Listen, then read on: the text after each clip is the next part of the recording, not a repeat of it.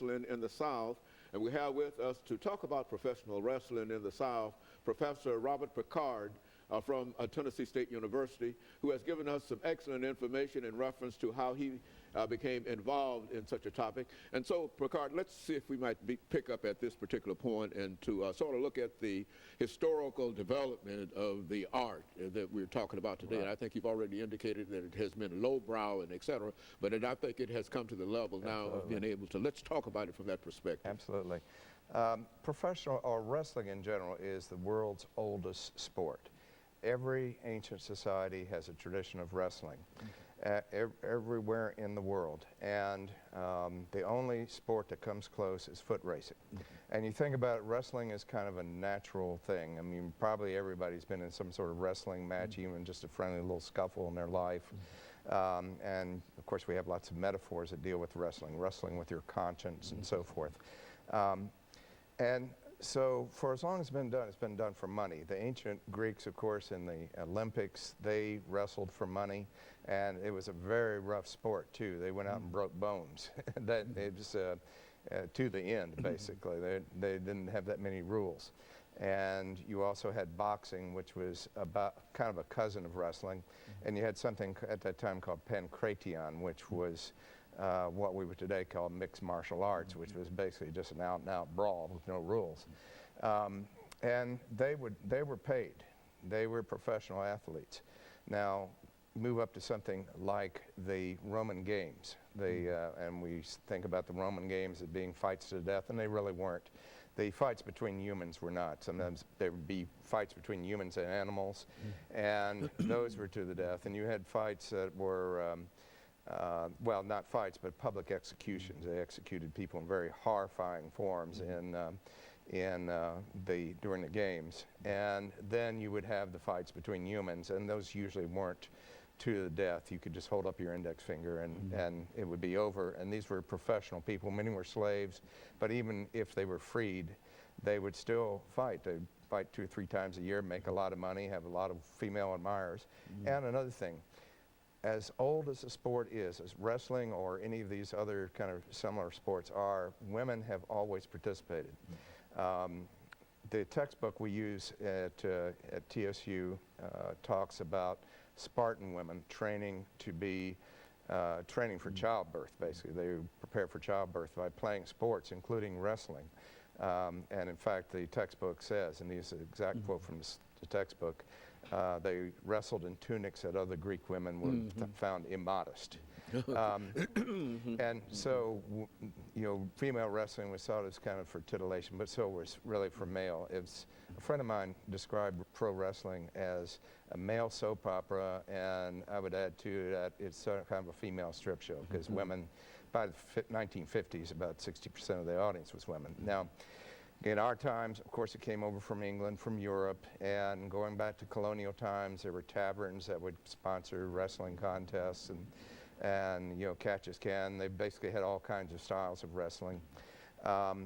8 of our presidents were wrestlers at one time, and many of them for money. I'm not sure about Washington. Washington did wrestle. I'm not sure if he did for money, probably. But most prominently, Abraham Lincoln, our most revered president, wrestled in over 300 matches, most of them for money. So you might say it's accurate to say he was a professional wrestler. Who would have thought it? But right. Go on, yes. During the Civil War, of course, like in all wars, men are not always engaged in combat, so their superior officers organized sports. One was the newest sport, baseball at the time, but the one was the oldest sport, and the New England style kind of caught on around the country. And after that, there would be pro wrestling contests. By the turn of the century, pro wrestling was a legitimate sport, but it got kind of dull because men would get each other in headlocks, and they would have headlocks that go on for hours, and people were just dull. They were bored by this. And at about the same time, you had these carnival attraction shows called shows. And they would feature these carnival hucksters would have wrestlers, and they'd say things like, well, we got a wrestler here, he'll take on anybody in the audience. That guy would say, hey, I'll wrestle that guy, a local guy, and it turns out he's actually a wrestler, and they're working together to produce an exciting show. Now, at the turn of the teens, there were all kinds of what were called hippodroming scandals, which meant that the all sports were rigged. Just about all. You had scandals. You had the great Say It Ain't So, Joe scandal in 1919. Horse races were rigged. Everything was rigged. Boxing particularly.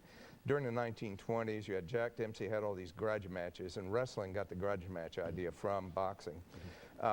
Wrestling just kind of stayed that way, and in the 1920s, these carnival show types, people like Jack Pfeffer, who was an immigrant, Jewish immigrant from Poland, came in and just turned it into the show. They were selling entertainment. And they would hire people who were not wrestlers, people like football players or guys who were just handsome. And of course, women's wrestling, there would be a women's match, just like in ancient gladiatorial contests. It would usually be fights between wives of senators there. So, and you'd have midgets and all these other things coming. And two major things came along. One is the concept of heels versus baby faces. Baby faces were the heroes. The heels were the villains, the bad guys. The heels versus baby faces, or sometimes they just call them the faces. And then the other was a tag team contest, initially called Australian Tag Team. Now, they would usually, the tag team contests, would have some outside interference, someone come in, hit somebody with a chair or whatever, and set up things for a grudge match for the next week. And everybody get a big show, and they got their money's worth. Now, wrestling almost died out during World War II. Women kind of carried on wrestling then, and then they died out. But then 1950s, we have this new kid on the block called television. And the networks want time, but regular sports, it was difficult to show on television at that time, like baseball and so forth. So wrestling became big, and boxing. Each network, there were 4 networks at the time, and all of them had 2-hour wrestling shows and 2-hour boxing shows. And the wrestling shows would always have a women's match. They were real popular. 1957 or so, that died out, and it went to the local promotions. Promoters were divided with local territories. Nick Goulas, who was a native of Birmingham, Alabama, grew up in a Greek section there, became the promoter in Nashville, and he had Alabama, Kentucky, Tennessee, part of Indiana.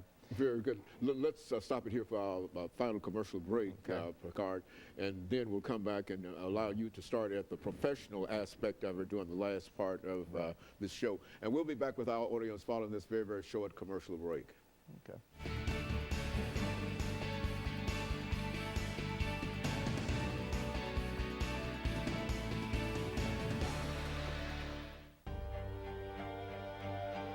The show for today, we're talking to Professor Robert Pickard from Tennessee State University, and he's given us some information about professional wrestling in the South. He's already given us some very, very good information dealing with a good background to get you into what we call, Professor Pickard, professional wrestling in the South, and the impact that this sport had upon the population at the period. Right. Now, as I said, they moved to local promotions there and local television. And our local, it was Channel 8 at the time, it's now Channel 2, had the first local wrestling show sponsored by Nick Goulas, paid for by Harold L. Shire, who owned a jewelry store downtown. And they developed their own star. Basically, Saturday afternoon wrestling was an infomercial, the first infomercial, and they'd usually have some dastardly deed by the heel would come in and hit somebody with the head or whatever, and they had announced a big grudge match on Tuesday night or Wednesday night in Nashville, and they had the same grudge matches in Louisville and Chattanooga